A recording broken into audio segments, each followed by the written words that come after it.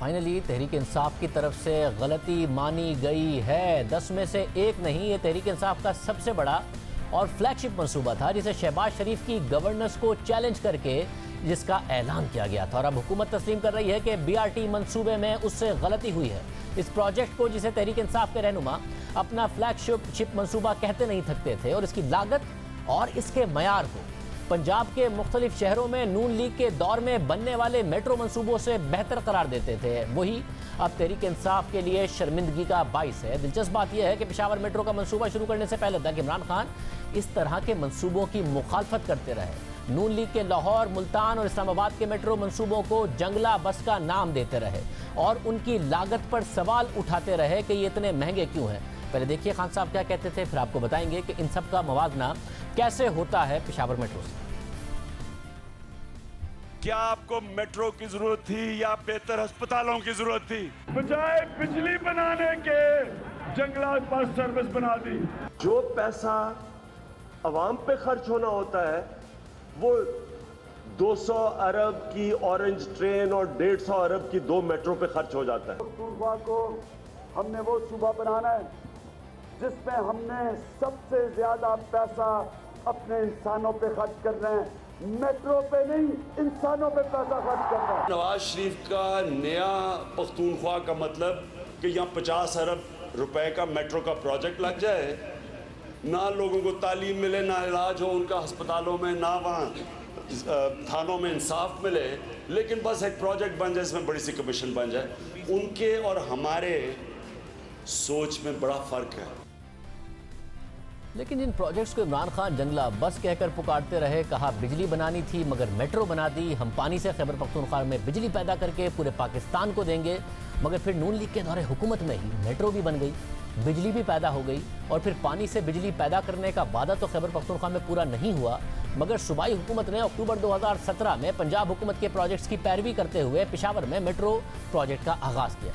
और जब मंसूबा शुरू हुआ तो इमरान खान ने अपने गुज़िश्ता मौक़िफ़ के बरक्स इसका दिफा करना शुरू कर दिया। और इस मंसूबे से मुतालिक तमाम दावे वक्त के साथ साथ गलत साबित हुए। खैबर पख्तूनख्वा की सूबाई हुकूमत ने पहले ये मौक़िफ़ अख्तियार किया कि पेशावर मेट्रो मंसूबा 6 माह में मुकम्मल कर लिया जाएगा, बाद में कहा उसे 8 माह में मुकम्मल कर लिया जाएगा। अब 34 महीने हो चुके हैं मगर प्रोजेक्ट मुकम्मल नहीं हो सका। शुरू में दावा भी किया गया कि पेशावर मेट्रो बस मंसूबे पर 14 अरब रुपए खर्च होंगे, मगर जब मंसूबे की फिजिबिलिटी पर काम किया गया तो अंदाज़ा हुआ कि 14 अरब रुपए में मंसूबे की तकमील मुकम्मल नहीं हो सकती, मुमकिन नहीं है। मंसूबे पर कम अज़ कम 40 अरब रुपए खर्च होंगे, जो कि अब बढ़कर तकरीबन 100 अरब रुपए तक पहुंच गए हैं। हालांकि तहरीक इंसाफ के रहनुमा असद उमर, जो 2014 को में एक ट्वीट में 8 अरब रुपए की लागत से इस्लामाबाद में मेट्रो बस चलाने का दावा कर चुके थे, मगर उन्होंने भी बाद में पेशावर मेट्रो मंसूबे का दिफा तो किया, लेकिन उसके साथ ये भी कहा कि इसकी लागत कम की जा सकती है। लेकिन इस मंसूबे की लागत और तकमील की मुद्दत कम होने के बजाय बढ़ती रही। मंसूबा मुकम्मल करने के लिए पहले अप्रैल फिर मई 2018 की तारीख दी गई, लेकिन मंसूबा मुकम्मल नहीं हो सका। फिर 2018 के इख्तिताम की तारीख दी गई, फिर मार्च 2019 की तारीख दी गई, पर हर हाल में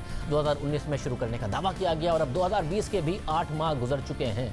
ये भी कहा गया कि मंसूबे के अखराजात सूबाई हुकूमत खुद उठाएगी, कर्ज नहीं लिया जाएगा। लेकिन फिर खैबर पख्तूनख्वा हुकूमत ने एशियन डेवलपमेंट बैंक से कर्जा भी लिया। फिर ये कहा गया कि हमने बजाय इसके कि अपने ख़जानों पर बोझ पड़ता, एशियन डेवलपमेंट बैंक के से प्रोजेक्ट हम करा रहे हैं, मगर फिर रुपया गिरता गया जिसकी वजह से बोझ बढ़ता गया। इस हवाले से हमने एशियन डेवलपमेंट बैंक से अप्रैल 2019 में पेशावर मेट्रो बस की लागत से मुतालिक सवाल किया था कि तो एशियन डेवलपमेंट बैंक का मंसूबे की लागत में इजाफे से मुतालिक क्या मौक़िफ़ है। हमने उनसे पूछा, जो उस वक्त 68 अरब रुपए पर खड़ा था, तो एशियन डेवलपमेंट बैंक ने जवाब दिया कि मई 2017 में जब इस मंसूबे के PC1 की मंजूरी दी गई तो इसकी लागत $587 मिलियन यानी 61 अरब रुपए थी, और उस वक्त डॉलर की कीमत 104 रुपए 83 पैसे थी, जो मंसूबे के हतमी लागत 68 अरब रुपए के करीब है। दिलचस्प बात यह है कि अब डॉलर 168 रुपए का है, और इस लिहाज से एशियन डेवलपमेंट बैंक की लागत को देखा जाए तो प्रोजेक्ट की लागत 98 अरब रुपए को भी तजावुज़ कर गई है। और सूबाई हुकूमत के अखराजात भी मिला लें तो 105 अरब रुपए से ऊपर का ये प्रोजेक्ट पड़ेगा। वैसे तो ज़ाहिर है करेंसी की डिप्रिसिएशन को शामिल नहीं किया जाना चाहिए, जब प्रोजेक्ट शुरू हुआ वही लागत डालनी चाहिए, मगर चाहे माजी के कोई भी प्रोजेक्ट हो, माजी के कोई भी कर्जे हों, तहरीक इंसाफ उन्हें हालिया रेट से कैलकुलेट कर कर ये कहती रही है कि इतना कर्जा मुल्क के ऊपर चढ़ा दिया गया, तो उस हिसाब से 100 अरब रुपए से ऊपर का ये प्रोजेक्ट बन गया है। लाहौर, रावलपिंडी, मुल्तान मेट्रो के तीनों मंसूबों का भी अगर हम मिला लें तो भी तकरीबन 103 अरब रुपए बनता है, और ये उससे भी, तीनों प्रोजेक्ट को मिला के भी उससे भी महंगी मेट्रो बनने जा रही है। जब डॉलर के रुपए के मुकाबले में बढ़ रहा था, रुपया गिर रहा था, तो इस बात का भी दिफा किया गया और तहरीक इंसाफ की तरफ से कहा गया कि इसका भी फायदा हो रहा है मेट्रो बस में। ये जो बाहर से लोग बैठ करके जी बहुत बड़ी कीमत बढ़ गई है, 3 अरब बढ़ गए हैं, और मेरे इस बात पे आपके चैनल ने भी और कुछ 1-2 चैनल और ने भी कहा।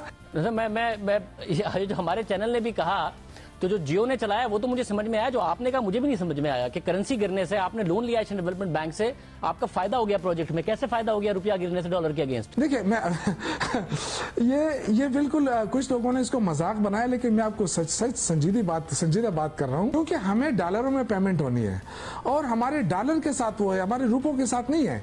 जब डॉलर 100 रुपए के, तो हमारा वही एग्रीमेंट है कि इतने डॉलर हमें मिल रहे हैं। जब आपको डॉलर मिल रहे हैं उसी तरह, तो आप जो रुपए में कन्वर्ट करते हैं, तो आपका पहले 100 रुपए डॉलर था ना, अब आप जाके 150 पे पहुंचे, तो क्या फायदा नहीं हो रहा है? अच्छा, और जब ये क्योंकि कर्ज है, जब ये डॉलर आप वापस करेंगे तकरीबन 500 मिलियन डॉलर, तो आप इसको रुपए से वापस डॉलर में कन्वर्ट करेंगे, जो कि 155 रुपए पर ही होगा, तो फायदा कैसे होगा? डॉलर में वापस नहीं करना है, आपने रुपए में वापस करना है एशियन डेवलपमेंट बैंक को। देखिए वापस तो अब ये बात की बात है ना, वापस तो हो सकता है जब ये वापसी का टाइम है उस वक्त डॉलर 75 रुपए का हो, ये भी तो हो सकता है ना। जरूरी तो नहीं है कि सारी जिंदगी जो है ना 150 पे रहेगा। तो फिर उस हिसाब से आपने जो शुरू के कुछ डॉलर्स लिए इनसे, मिलियंस ऑफ डॉलर्स, वो तो 100 रुपए पर लिए। 2017 में ये मंसूबा शुरू किया था और अब 155 रुपए का है, तो आपको तो वापस तकरीबन 500 मिलियन डॉलर के हिसाब से 85 अरब रुपए वापस करने, तो आपका नुकसान ही हुआ, फायदा कैसे हुआ? देखिए इंशाल्लाह, देखिए अभी तो देखें शाहज़ाद साहब, अभी तो बीआरटी बन रही है ना, मैं बनने की बात कर रहा हूँ। देखिए जब वापसी की बात होगी उस वक्त की बात देखा जाएगा ना, कि उस वक्त डॉलर की कीमत क्या होगी, क्या अब ये तो कोई नहीं कह सकता है ना। उसके बाद रुपया मजीद 13 रुपए गिर गया, अब 168 रुपए का है।